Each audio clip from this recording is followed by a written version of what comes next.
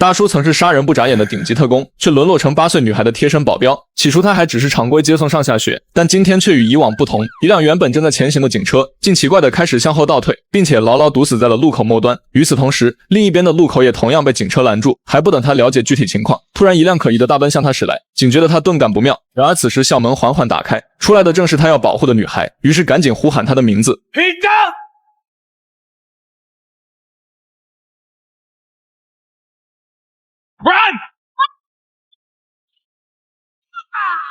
逃跑后的女孩孤立无援，而大叔却依旧在为她战斗，不惜一切保护女孩。眼看大叔已经身中数枪倒地，女孩竟突然折返了回来，同时劫匪也匆匆赶到，将女孩直接抱起，且硬生生地塞进了车里逃离。事后大叔被指控参与绑架，并且击杀2名警察遭受逮捕。殊不知在这神奇的国度，竟每小时都会发生一起绑架案，同样大叔也没能逃过此劫。然而令劫匪没想到的是，这一次他们竟惹错了人。大叔因患上应激综合症后退役，每天过着虚无缥缈的生活，只能依靠酒精麻痹自己。但好友雷本不忍他虚度一生，便给他安排了一次面试，就是给富豪家的女儿当保镖。本以为只是份简单的保护工作，却招架不住乐观开朗的女孩。每次放学回家，女孩都会把好事分享给他，可沉默寡言的他却对此感到十分厌烦，于是警告女孩不要打扰自己，这让女孩大失所望，于是迅速下车换乘到后排。显然自己的言行让他感到寒心。事后大叔开始反思，并且再次利用酒精麻痹自己，甚至拿枪对准自己的脑袋。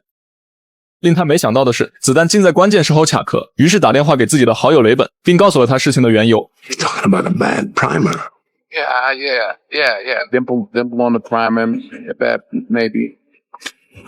Like we used to say, the bullet always tells the truth. 随后他朝着女孩方向望去，正好看见她站在窗边，并且一脸担忧地看着他。这一次他遵从了上帝的选择，决定要好好的活下去。经过了几天的和平相处，两人的关系也变得越来越近，直到校内举办的一场游泳比赛，大叔发现女孩因落水太晚，错失了获得名次的机会。为此他特意拿出2块板砖，在她的耳旁不停地摩擦，直到敲响的那一刻。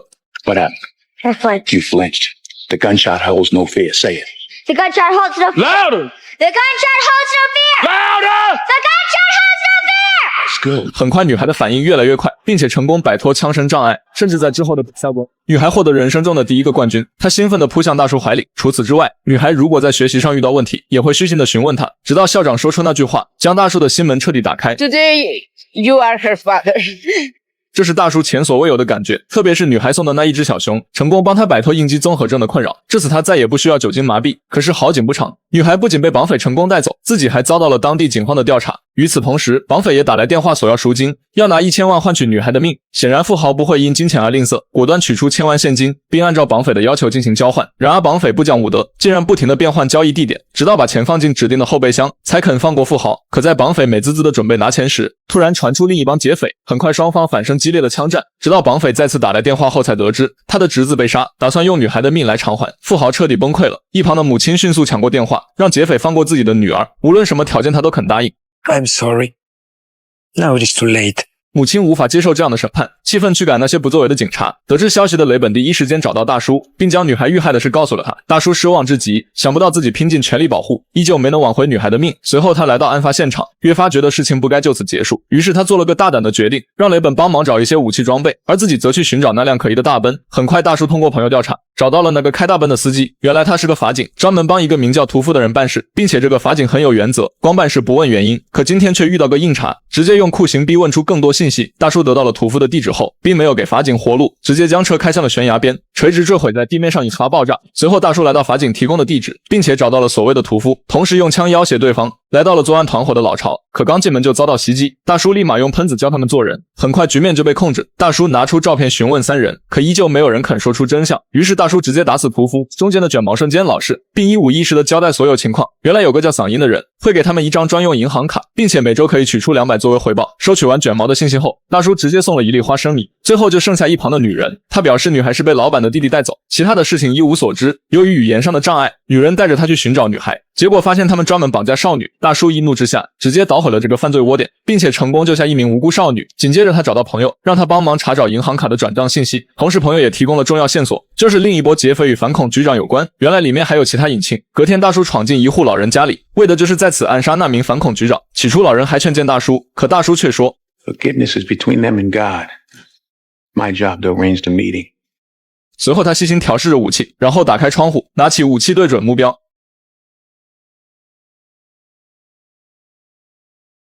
很快大叔就行走在大街上，抬手便对着车辆射击，同时手上握着一枚雷管，直接朝着汽车底盘丢了过去。司机刚打开车门，就被大叔机枪毙命，然后躲进车里，让车后的反恐局长别动，并驾驶着汽车迅速离开。很快，两人便来到了高架桥下，局长已经被五花大绑，没曾想对方还十分的嚣张，表示这个国家都是警匪一家亲，只要拥有大量的金钱，就没有什么办不了的事，甚至还用他独特的黑帮身份来威胁大叔放了自己。殊不知大叔并非等闲之辈，怎么会惧怕一个黑帮？于是告诉局长屁股里会塞入定时炸弹，只需5分钟就会爆炸。局长瞬间怂了，果断交代了自己的所作所为。他说是自己派人拿走了钱，但箱子里并没有1000万，只有少得可怜的250万，剩余的全是废纸。同时他确信箱子没有被调包，或许问题出在送钱的富豪身上。事情如今变得越发复杂，完全超乎了大叔的想象空间。局长祈求他放了自己，可大叔根本没有放过的意思，按下定时按钮转身离开。很快局长就菊花暴涨见了上帝，紧接着便来到富豪家对峙。这时女主人丽莎也在家，大叔询问富豪赎金到底怎么回事，他却一声不发。于是大叔告诉丽莎真相后，丽莎瞬间火冒三丈，她怎么也没有想到眼前的丈夫竟然会为了钱拿女儿开玩笑。原来顾大叔来做贴身保镖，就是为了骗取保险公司的赔偿金，现在却被绑匪黑吃黑，并且搭进了自己女儿的性命。虽然富豪现在十分后悔，但现在却已成事实，无论富豪怎么在上帝面前忏悔，也挽回不了女儿的性命。 You kill her. You kill him or I will. 大叔也不想亲自动手，只好卸下枪内的所有子弹，然后掏出当时哑火的那一刻，他希望富豪听天由命。富豪拿上那颗子弹，然后缓缓放进枪膛内。